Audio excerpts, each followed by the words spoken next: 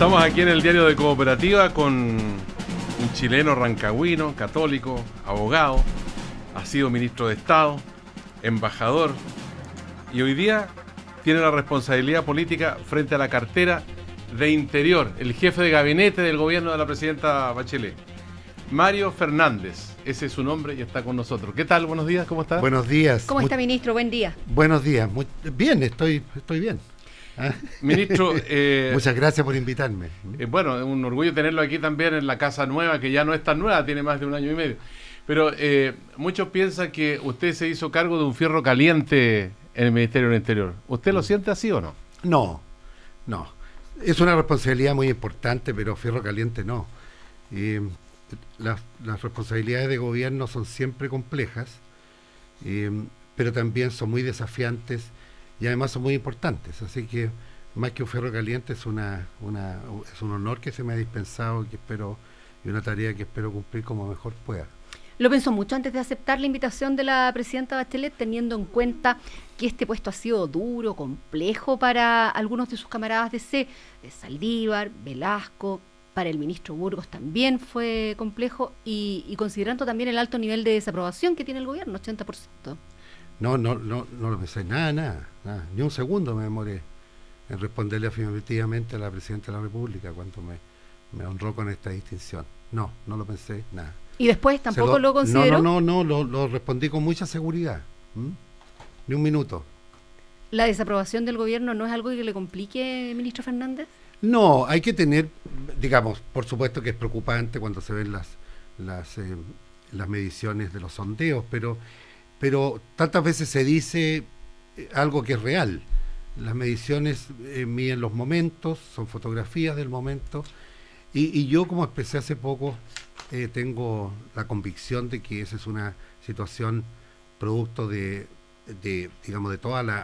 llevar a cabo una cantidad de reformas muy vasta, que por cierto a mucha gente la pueden confundir y además la ausencia de un conocimiento en detalle de las cosas hace que prevalezcan más bien las percepciones más que las realidades, digamos, pero desde luego hay que tomar en cuenta los niveles de aprobación de las encuestas que se hacen para el trabajo que se hace, pero en ningún caso es un dato definitivo, ni menos todavía un dato que determine el curso a seguir. Ministro Mario Fernández, usted le tocó entrar de lleno a un terreno que tiene su complejidad hace mucho tiempo, la violencia aguda, el caso de la Iglesia de la Gratitud Nacional, por ejemplo, con los encapuchados contra el templo católico, y al mismo tiempo con el antecedente de los acontecimientos del 21 de mayo en Valparaíso, con los incidentes bastante agudos, con la muerte incluso de una persona. Tenemos por una parte un grupo de encapuchados que se infiltra en una marcha estudiantil autorizada para atentar contra la propiedad pública, privada, contra las personas, pero al mismo tiempo hay un cuestionamiento que está flotando en el ambiente de las fuerzas policiales, en el sentido de que nunca actúan para detenerlos y ponerlos ante la justicia. Falta un sentido de oportunidad. Incluso en el caso de Valparaíso, las cámaras de televisión llegaron ahí, los periodistas se instalaron ahí frente a la municipalidad y la policía no hizo absolutamente nada hasta muy poco tiempo después. En el caso de la Gratitud Nacional, los encapuchados tuvieron la oportunidad de entrar a la iglesia, de sacar el Cristo, llevarlo a la calle, pisotearlo y destruirlo, y la policía no aparecía. ¿Cómo se entiende esa situación? Una, la violencia aguda, y la otra, la actuación policial. A ver, el tema tiene varios modos de abordarlo, porque tiene muchas facetas. Desde luego, hay un incremento del uso de la violencia, eso no hay duda alguna, eso se ve, no hay cómo negarlo. Obedece a muchas razones, pero está ahí. En segundo lugar, ¿quiénes ejercen esa violencia? También hay una apreciación generalizada cuando se habla de encapuchados, o sea, personas que usan una cierta indumentaria. Eso hay que verlo con cuidado también, porque una persona puede ir correctamente vestida con una bomba molotov en el bolsillo también, entonces esa persona no sería objeto de ninguna presunción de peligrosidad. O alguien puede ir, yo uso Montgomery, por ejemplo, y puedo ir tapado con el Montgomery y voy a ser inmediatamente, o puedo ser tachado de sospechoso. O sea, hay que tener cuidado con eso, pero... ¿Eso significa que no va a haber ley anti-encapuchados? No, yo no me refiero a eso, me refiero a que la asociación inmediata con determinadas indumentarias jurídicamente complejas. Pero vamos al punto. Una marcha masiva, como fue en Valparaíso, ¿no es cierto? Y ha sido el caso de Santiago en algunas oportunidades, como el del día del asalto a la Iglesia de la Gratitud Nacional. Una marcha requiere de una planificación policial y se hace esa planificación. Tiene muchos aspectos una marcha que hay que controlar. Ahora bien, ocurre esto de que se desvían personas en determinados puntos del largo trayecto que una marcha tiene, 10 cuadras, 12 cuadras, no sé. Y por lo tanto, si se produce eso, es posible, como ocurrió, que hayan tenido tiempo de hacer desmanes. Pero hay problemas entonces en la inteligencia policial, ministro Fernández, que no está haciendo una prevención adecuada, no está siguiendo bien las marchas, no está deteniendo a tiempo la acción delictual. Eso objeto, me consta, es objeto de detenido análisis por la policía, en este caso Carabineros, detenido análisis para digamos, examinar su propio desempeño. Eso lo hacen las policías, porque redunda finalmente en mejorar el desempeño. ¿Y qué ocurre? Que es un tema del que venimos hablando desde el año 2010 por lo menos. Sí. Las manifestaciones del 2011 ya se hablaba de la inteligencia policial, de que no se detenía a los encapuchados, que se detenía gente y después quedaba el tiro en libertad porque no había medios de prueba para asegurar que ellos estaban cometiendo delitos. Hay un problema, pues, ministro, que ya lleva 5 años con Carabineros. Sí, claro, pero también es un problema de adelantarse. Hemos hablado aquí ha tenido una evolución también el empleo de determinados tipos de violencia en las marchas. Yo no quiero con esto tapar el problema, pero hay que verlo en una perspectiva comparada. Esta semana, o estas últimas 2 semanas, hemos sido testigos, ¿no es cierto?, de un asesinato masivo en Orlando, en Estados Unidos. Fuimos testigos de lo que ocurrió en Marsella, en torno al partido de fútbol, sí, que es prácticamente una destrucción masiva de la parte antigua de la ciudad. En París, hace un par de semanas atrás, hubo manifestaciones muy violentas a raíz de una ley laboral, y estamos hablando con esto no quiero justificar nada, pero las policías en general tienen que irse adecuando o adelantándose, está bien, a manifestaciones de un antiguo fenómeno como es la violencia, pero deben irse adecuando, y me consta que yo he conversado con el alto mando policial, ya conversé con ellos, tuve ocasión de saludar a todos los generales del país que están reunidos hace unos días en Santiago, y tratamos el tema, y me consta que están mejorando la capacidad operativa. Ahora, cuando hablamos de violencia también pensamos en la región de la Araucanía. Recién esta mañana informábamos con Claudio Arévalo del incendio de otro recinto religioso. Esta situación, se preguntan también en la zona, ¿cuándo se va a parar? Porque queman camiones, maquinaria, sí, hay gente muerta también en la historia. Y por otra parte, hay reivindicaciones del pueblo mapuche que están planteando con mucha fuerza, digamos, ciertos puntos con respecto a territorio y también de abusos que se cometen en la zona, reclaman ellos, por parte de la policía. Entonces, ¿cómo se conjuga esto y cómo llegamos a una frontera en que esta situación se termina? A ver, es otra manifestación, pero con otros ribetes. Todo el país lo sabe. El tema de la Araucanía es un tema en sí mismo. Es un tema en sí mismo. Y la violencia hay que insertarla en ese tema específico. Ahora, sí, anoche en Collipulli, en la comuna de Collipulli, ocurrió un hecho lamentable, no solo el incendio de una instalación de la Iglesia Católica, también cuando la policía iba camino al suceso, fue atacada también, y hay un suboficial mayor con algún tipo de lesiones. Con una herida en la cabeza, está fuera de peligro vital, pero sí, está herido en la cabeza. Pero de todas maneras, con esto quiero decir también que cuando la policía actúa, y actúa muchas veces, y bien muchas veces, bueno, muchas veces se critica también la actuación de la policía, se critica el no actuar. Pero hay actos terroristas en estas circunstancias. A ver, eso es una calificación jurídica. Yo quiero centrarme en que hay un acto de violencia, muchas veces, digamos, no se puede decir extrema, porque nunca uno sabe cuál es el extremo que puede tener. Pero lo que sí es necesario decir respecto a este tema, el tema de la Araucanía es una preocupación específica del gobierno. Y yo estoy en condición de adelantar de que pronto, en las próximas semanas, habrá iniciativas muy concretas respecto al tema de la Araucanía. ¿Qué tipo de iniciativas, no lo puedo decir, por eso lo estoy anunciando. ¿Iniciativas legales, aumento de policías allá? Iniciativas concretas respecto del tema por parte del gobierno. ¿Se cambia el intendente? No centremos los detalles. Yo no puedo dar ningún detalle, no puedo dar ningún detalle, pero sí estoy en condiciones de anunciarlo. O sea, en la próxima semana vamos a tener una iniciativa sobre el tema, sobre la Araucanía, para intentar afrontar de manera más global y eficiente el problema. El intendente Joanet ha dicho que la Araucanía es la tercera región más segura en el país. ¿Usted concuerda con eso, ministro Fernández? No, hay indicios estadísticos, seguramente, en muchos modos de ver la delincuencia, ¿no es cierto?, o la violencia, y por lo tanto, bueno, no quiero referirme a ese tipo de informaciones estadísticas. Uno podría entender que no está de acuerdo con no las conozco a fondo. Yo llevo una semana en el cargo, es difícil que Ahora, ¿le parece dentro del sistema democrático que llegue el momento de sentar una mesa a la coordinadora Arauco Mayeco y Huaychán Auca Mapu, que son organizaciones que han protagonizado o declaraciones o acciones concretas? Bueno, estos y otros son elementos que se están tomando en cuenta para configurar la iniciativa de la que he dado cuenta recién. Hay que tomar en cuenta todos los... Mire, el diálogo siempre es importante. Y aun cuando muchas veces no resultan los diálogos y parece ser una fórmula para tranquilizar, ¿no es cierto? El diálogo es siempre importante. Yo en mi vida política he participado de 2 o 3 iniciativas de diálogo que tuvieron efectos muy importantes en la vida del país.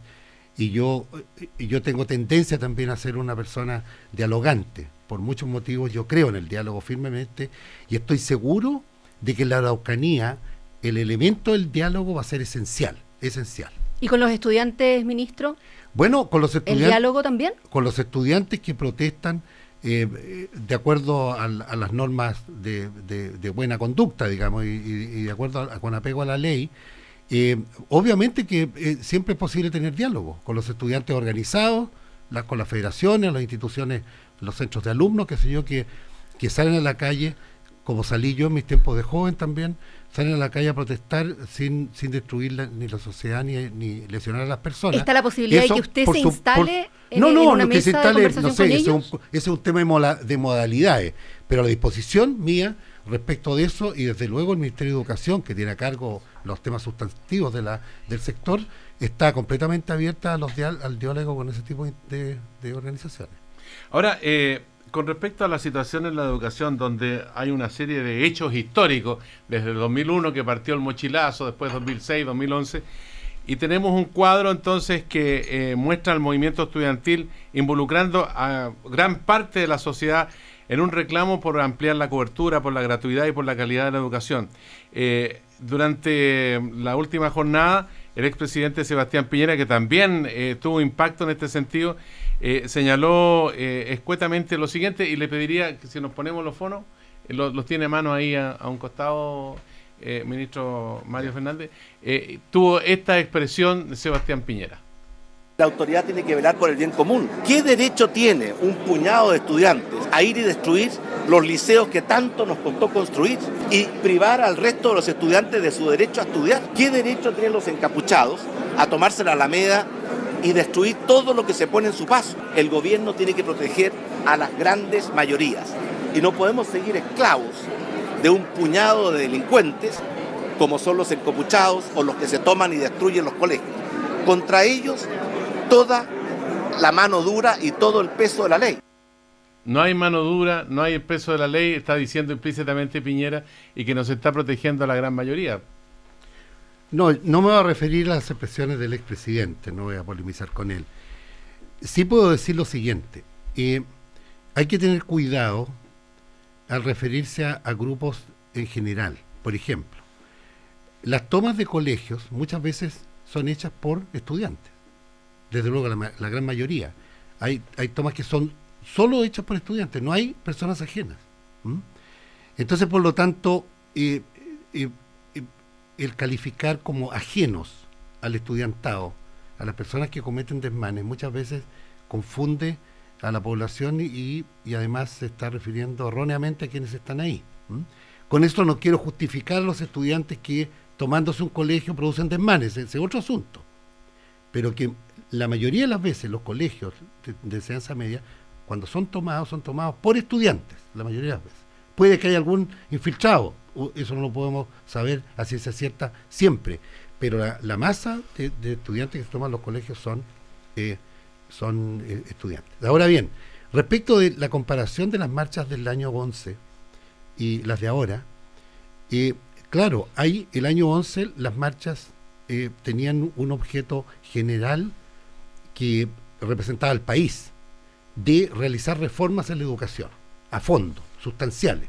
Bueno, el gobierno de la presidenta Bachelet desde el principio sostenía y decididamente, y con un esfuerzo enorme, ha llevado a cabo una serie de reformas.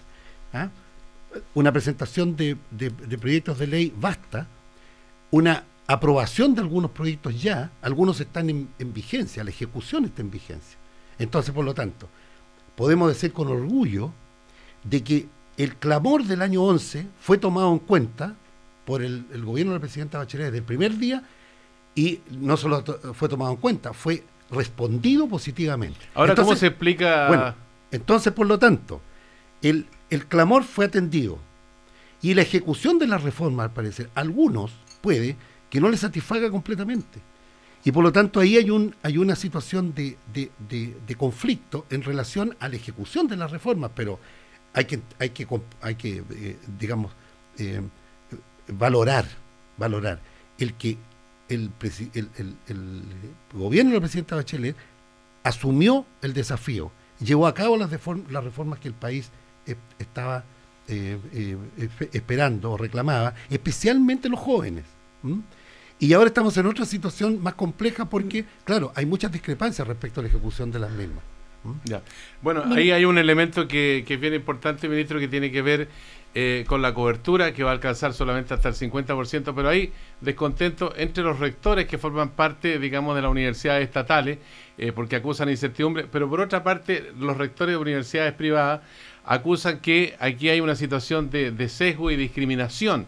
Mientras tanto, los estudiantes también están expresando, como se ve objetivamente, su disconformidad. Entonces, ¿cómo se resuelve esa ecuación entre lo que usted dice, la puesta en marcha de la reforma con algunos proyectos que ya se están ejecutando, y al mismo tiempo con las aspiraciones o críticas que hacen los distintos estamentos de la sociedad civil en la educación?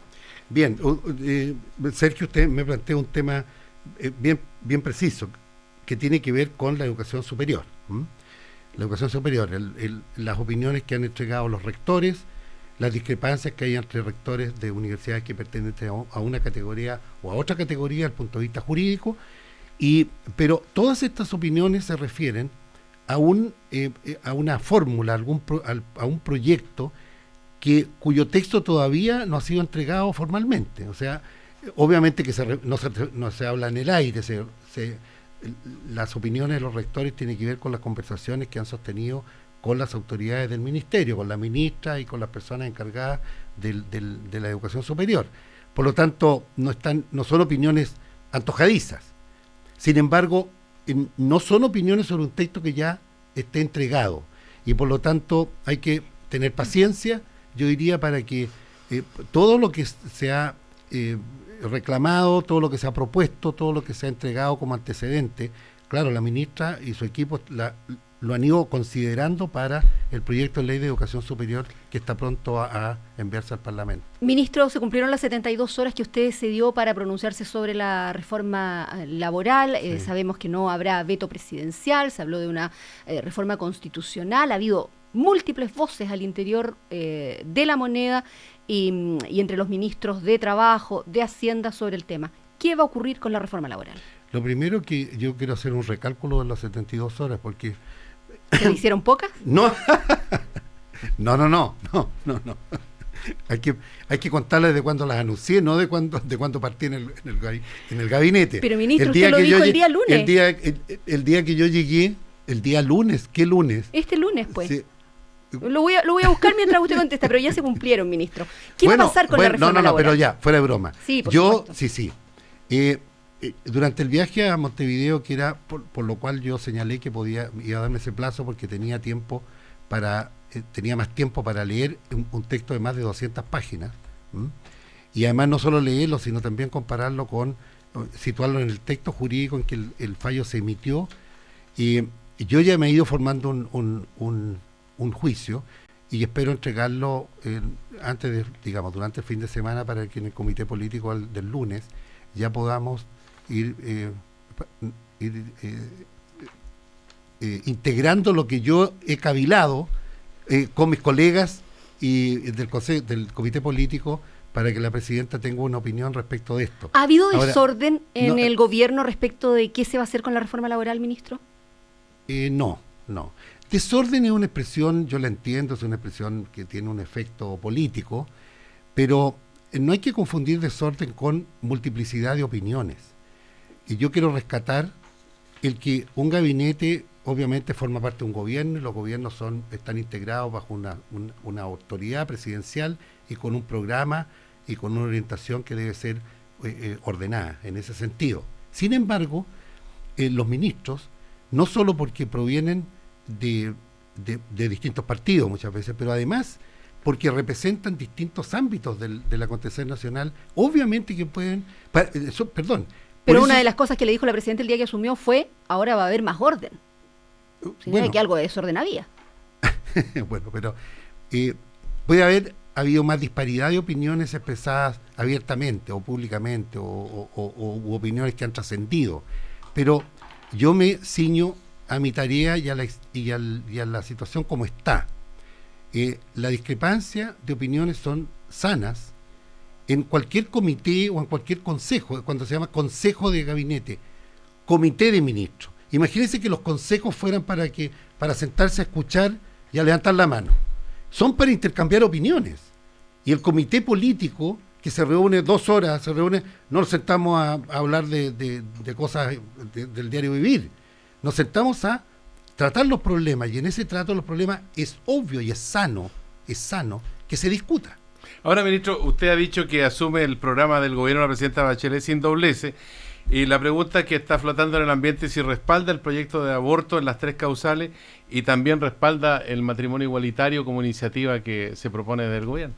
Ahora, yo señalé claramente, como usted lo recuerda, que yo apoyo el programa sin doblez,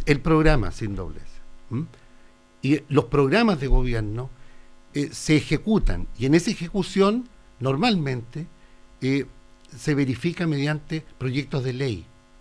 Quienes discuten los proyectos de ley son los parlamentarios. Yo no voto en el Parlamento. Sí, pero la iniciativa parte del Ejecutivo. Yo estoy de acuerdo con esa iniciativa. Ya lo dije, yo estoy de acuerdo con el programa y la iniciativa que la presidenta Bachelet envió. Está basada en el programa, es una materialización del programa. Ahora bien, yo quiero recordar sobre esto también, porque ha habido una generalización del problema.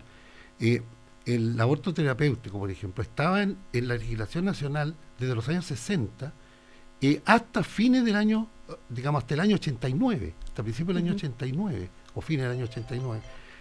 Por lo tanto, se mantuvo durante todo ese periodo. Sí, entonces finalmente hay que recordar que estas 3 causales son bien específicas, y además no solo son específicas, sino que su materialización también está muy, muy detallada en el proyecto. Lo que hizo ruido sobre ese tema, ministro, tiene que ver con su postura frente a la píldora del día después, hace algunos años, cuando formaba parte del Tribunal Constitucional. Si usted no estaba por apoyar la píldora del día después, que no es abortiva, según se ha determinado por parte de los científicos, ¿cómo va a estar hoy apoyando el aborto en 3 causales? No, son 2 cosas distintas. Son cosas distintas porque el decreto que establecía el reparto o la distribución de la píldora del día después, de hace algunos años atrás, en primer lugar había un problema ahí jurídico formal. La Constitución dice... Perdón, no tiene que ver con lo valórico entonces, sino con lo jurídico, dice usted. Claro, usted me está preguntando y yo lo estoy contestando. ¿Ah? Está haciendo la comparación y estoy señalando por qué son 2 situaciones distintas. Cuando se trató en el Tribunal Constitucional la distribución, un decreto que establecía la distribución de la píldora, bueno, uno de los reparos fue un reparo formal respecto a que la Constitución señala la ley protege la vida del que está por nacer. Es el texto textual de la Constitución. Sí. La ley, no un decreto. No se puede referir. Espérese, pero es que eso es importante porque me preguntan las cosas y yo las tengo que contestar. Sí, por supuesto. Entonces, por lo tanto, había una distinción formal primero en el reparo constitucional. Y después, en ese tiempo, nunca hubo una prueba fehaciente ante el tribunal de que la píldora era abortiva o no era abortiva. Ninguno de las dos afirmaciones pudo probarse en estrados. Entonces, por lo tanto, ese aspecto que era esencial para hacer el juicio de constitucionalidad no estaba claro y por lo tanto así tuvo lugar la votación. Ministro, ¿usted es Opus Dei? Tengo cercanía, sí, con el Opus Dei, sí. Ministro, está en la agenda hace rato ya el milico gay, así se ha llamado ese caso, se escribió un libro incluso por un periodista, y la ley reservada del cobre, la 13.196, dice específicamente que el Contralor General de la República, el Contralor, tiene la responsabilidad de establecer todos los recaudos para que se cumplan todos los procedimientos y modalidades con el fin de que se ajusten a derecho y a la institucionalidad del país. Sin embargo, todos estos escándalos demuestran que esa situación no se ha producido. Entonces, la pregunta es, con 2 años de atraso, por ejemplo, de la Subsecretaría de elaborar los informes que el Contralor tenía que haber recibido, ¿qué ocurre con un Contralor, por ejemplo, el caso de Ramiro Mendoza, que estuvo 2007-2015, que es bastante tiempo, más que un periodo presidencial, y hemos llegado a una situación de irregularidades que tienen una gravedad, digamos, para el patrimonio del país, precisamente donde se utilizan recursos de la riqueza principal de Chile? ¿No ha habido una garantía de probidad en el gasto, le parece a usted? ¿Ha habido abandono de deberes frente a esta responsabilidad? A ver, yo sobre este tema debo acusarme de opinar porque se trata de un asunto que está en los tribunales. Yo no quiero pronunciarme sobre un juicio que está en pleno desarrollo, en plena tramitación. El Poder Ejecutivo no puede tener opinión sobre eso. Ministro, ¿concertación o nueva mayoría? Bueno, las dos cosas. Concertación hasta que hubo concertación y nueva mayoría, desde que hay nueva mayoría. ¿Y desde el 2017? Vamos a ver, yo supongo que va a seguir existiendo la nueva mayoría y va a ganar la elección. ¿Con el expresidente Lagos? ¿Con un demócrata cristiano? Con el candidato que según sus procedimientos determine. ¿Con el exministro Burgos? Con el candidato que la coalición determine. Oye, usted tiene buena memoria. ¿Se acuerda de los Casalagos en la época pretérita, no? Claro que sí. Ya, pero hoy día, por ejemplo, cuando Camila Vallejo dice que Ricardo Lagos, como presidente de la República, agachó el moño ante los empresarios, ¿cuál es la opinión que le merece a usted? ¿Agachó el moño o no agachó el moño? No agachó el moño. Ayer vi una información del expresidente del Tribunal de la Libre Competencia que señaló enfáticamente que el presidente Lagos había sido quien más se había empeñado en legislar para el control de la actividad empresarial. Así que no bajó el moño, ni mucho menos. No. ¿Usted ve una proyección de la nueva mayoría? Ya lo dije, yo veo no una proyección, veo la proyección de la nueva mayoría. La nueva mayoría es una coalición muy, muy sólida en lo fundamental. Si no fuera sólida, no habría enfrentado todos los graves problemas políticos que hemos tenido durante este tiempo. Por lo tanto, yo tengo fundado optimismo y tranquilo optimismo, sereno optimismo de que se va a proyectar en el próximo gobierno. La desaprobación tan baja del gobierno, 20% de los partidos de la nueva mayoría, ¿no le molesta, no le duele, no le inquieta? No, me inquieta algo, pero estoy seguro que en octubre, cuando se cuenten los votos de la elección, esa aprobación va a quedar muy atrás. Mario Fernández, ministro del Interior, ex ministro de Defensa, ex ministro secretario general de Gobierno, ex integrante del Tribunal Constitucional, demócrata cristiano de toda la vida, rancagüino además. Rancagüino, 50 años de militancia y rancagüino. Entré en Rancagua al Partido Demócrata Cristiano. Ya, esperamos tenerlo más seguido. Muchas gracias. Muchas gracias a ustedes, a Bárbara y Sergio. Muchas gracias, ministro. Buenos días. Muy bien. Perdón, Verónica. No se preocupe, no sé ministro. por qué, muchas Verónica. gracias.